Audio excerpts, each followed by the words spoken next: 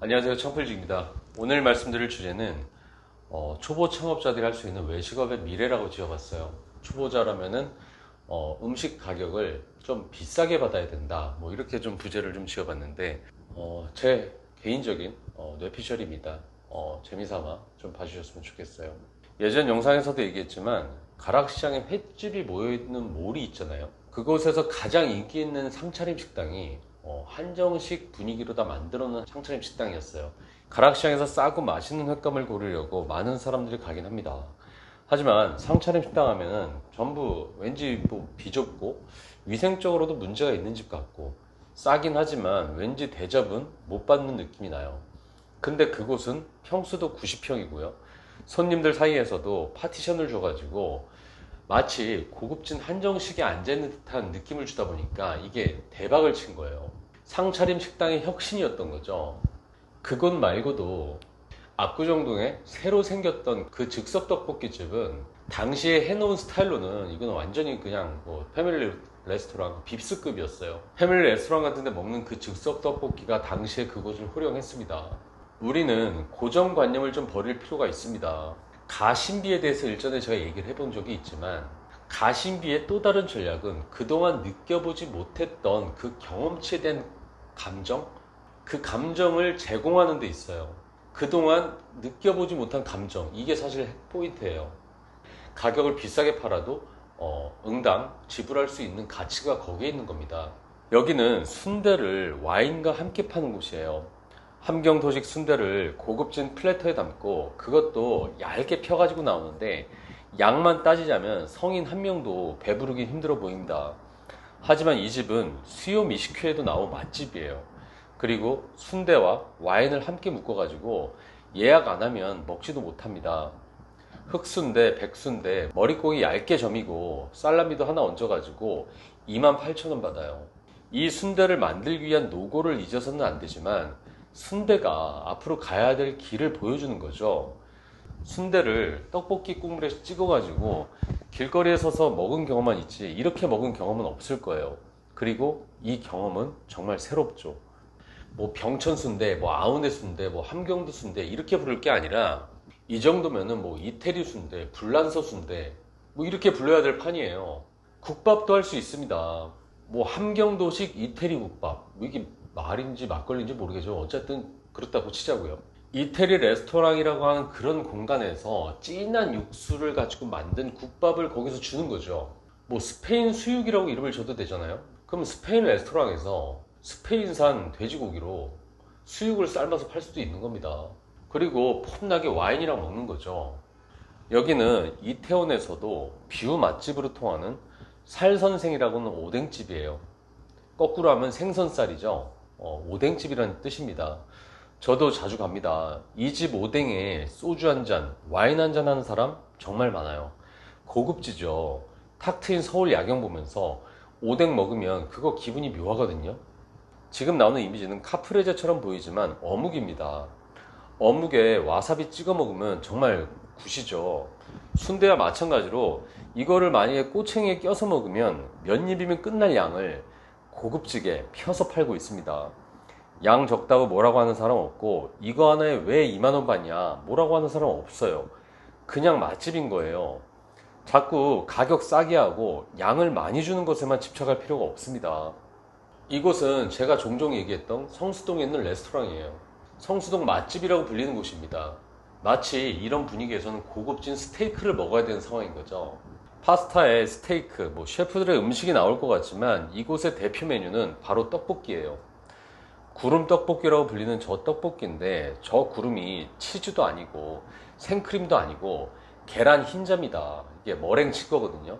근데도 눈으로 봤을 때 고급지잖아요. 이곳에서는 라면을 먹어도 맛있을 것 같아요. 오히려 이게 떡볶이가 15,000원을 받고 있지만 누구도 뭐라고 하지 않습니다.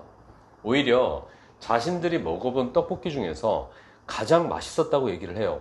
블로그들 찾아보게 되면은 저런 분위기에서 먹는 떡볶이의 맛은 사람에 따라서는 최고의 맛이라고 느껴질 수도 있는 겁니다.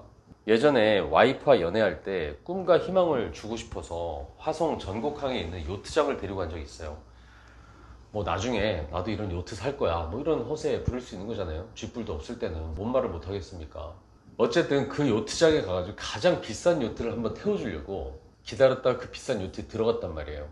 근데 그 요트를 다 구경을 시켰는데 혼자서 이런 얘기를 하더라고요. 이런 곳이라면 그 누구와도 사랑에 빠질 수 있겠다. 사귄 지 얼마 안 된 저로서는 적잖이 당황할 수밖에 없었습니다. 저라고 하는 떡볶이는 관심이 없고 최고급 요트라는 분위기만 보이는 거죠. 여자들이 이렇습니다. 어쨌든 저라고 하는 떡볶이 된 입장에서는 자꾸 가성비라고 해서 떡볶이 팔면서 순대도 껴주고 튀김도 껴주고 오뎅도 껴주고 튀김 발라가지고 나름 성의 있게 막 푸짐하게 가성비로다가 15,000원에 팔려고 하지만 요트라고 하는 이 분위기 한 방에 그냥 끝난 거예요. 지금 나오는 사진은 치킨 스테이크인데 이게 말이 거창해서 그렇지 우리말로는 간장 양념 순살치킨입니다. 고급진 플레이팅에 맨날 시켜 먹는 순살치킨을 진짜 스테이크로 오해할 뻔했어요. 양도 많이 주지 않습니다. 양 적다고 뭐라고도 안 해요. 교촌치킨도 이거보다 많이 주겠다 뭐 이런 불평도 없습니다. 그냥 우리는 맛집이라고 부르는 거예요, 여기를. 그러면 뭐 떡볶이와 순대, 뭐 오뎅, 뭐 치킨 이런 것들 평소에 부담 없는 가격으로 즐겼던 거를 기존 관념에서 벗어나 가지고 이렇게 경험치를 좀 주고 분위기를 좀 주고 그런 식으로 가심비를 느끼게 해가지고 비싸게 팔아서 승부를 봤다면, 그럼 반대로 기존의 파스타나 스테이크 원래 비싸게 먹었잖아요.